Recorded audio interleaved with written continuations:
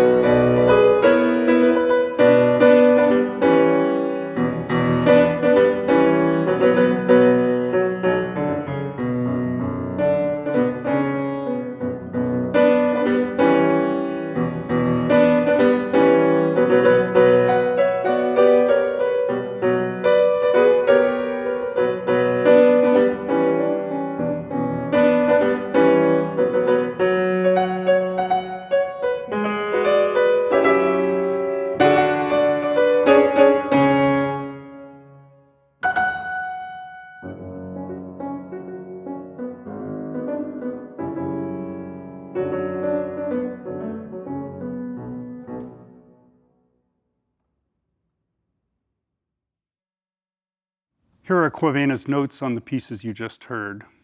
First, the Dagarty work song. The Dagarty live in the upper west region of Ghana and are well known for their xylophone music.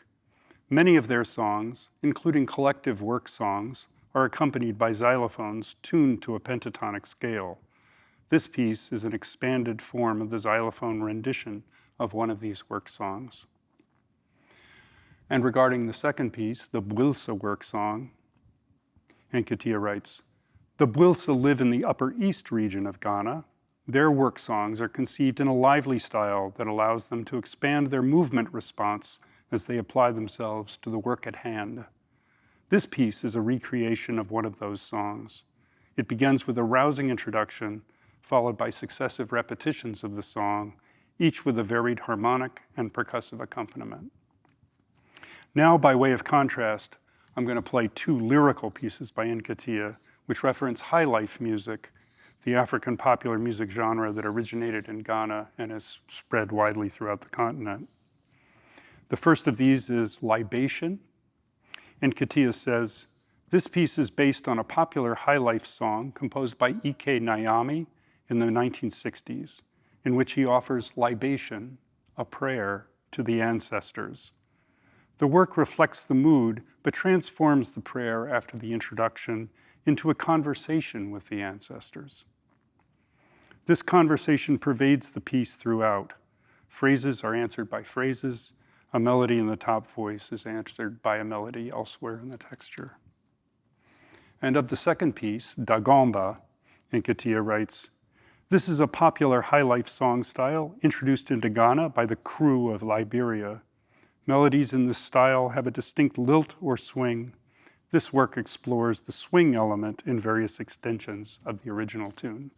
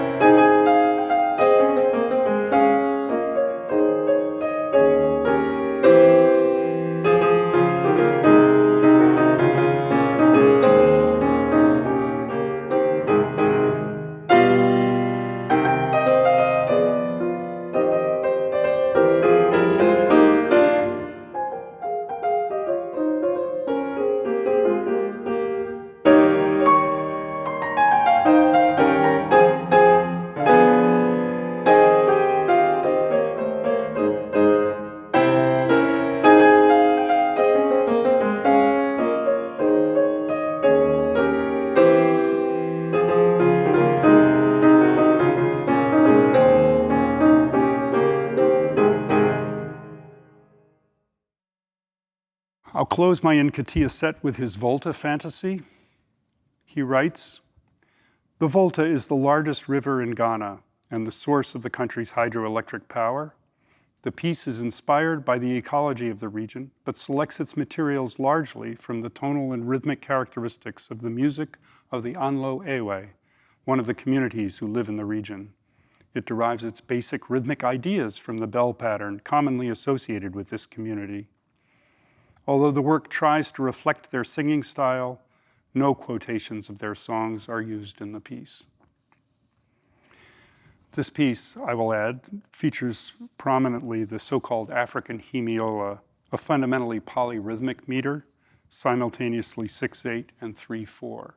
So it's 6 beats, pulses, which are either grouped 1, 2, 3, 4, 5, 6, 1, 2, 3, 4, 5, 6, or 1, 2, 3, 4, 5, 6, 1, 2, 3, 4, 5, 6. But both those take place at once. So it's 1, 2. And you'll hear them switching back and forth, alternating, undercutting each other in various ways. It's also true of the other remaining pieces on this program.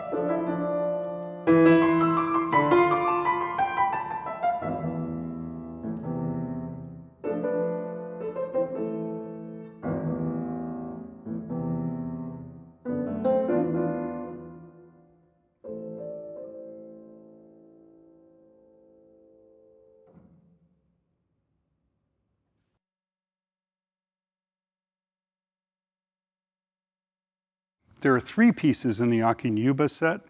The bookends are 2 solo pieces based on music from his opera, Chaka. Chaka was a historic king of the Zulus in the early 19th century and renowned for his military prowess and ruthlessness. In recent years, he has come to be revered by many as a nation builder and as an early anti-colonialist. At the same time, there are numerous accounts detailing a murderous, insane cruelty. Euba's wonderful opera portrays him as both a brilliant leader and a tyrannical monster. I'll start with his sequel piece, Themes from Chaka 2, which spotlights the sunnier side of things, culminating in Chaka's antiphonal praise song. It's an episodic piece that mostly alternates between 3/4 and 6/8 inflections, but always undercuts one meter with the other. Some music is repeated a lot, other things you'll hear only once. The piece evokes African flutes, talking drums, mbiras, xylophones, brass instruments, and near the end, voices.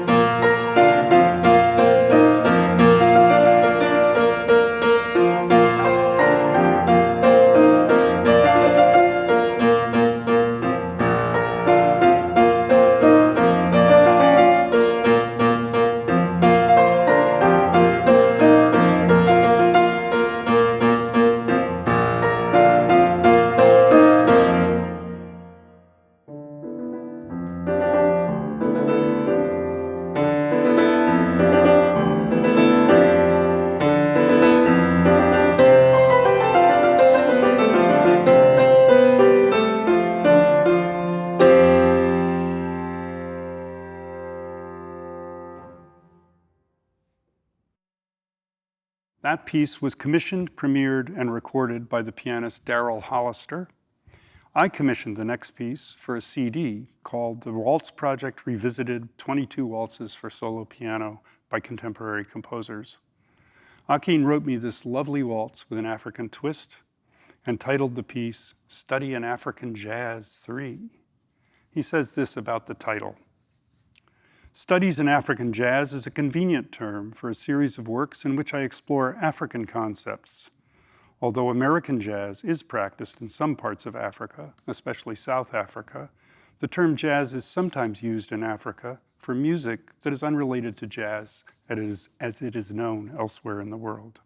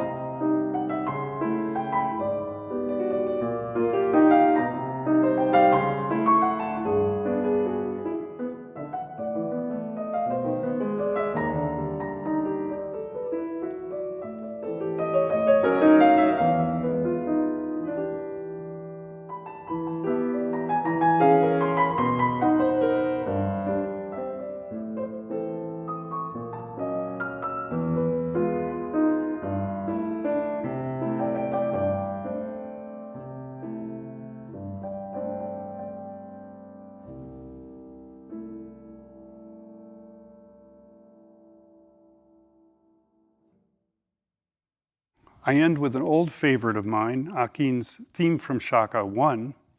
The themes used in this piece come from the beginning of the opera.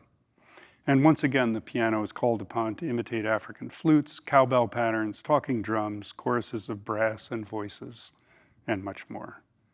One of the remarkable features of this piece is that, as Akin says, it realizes within the limited capacity of two-handed pianism, polyrhythmic structures designed for 4 to 5 African instruments, with one person per instrument. This becomes particularly intense, I would add, before the dramatic end of the piece. It becomes particularly intense both for the listener and the pianist.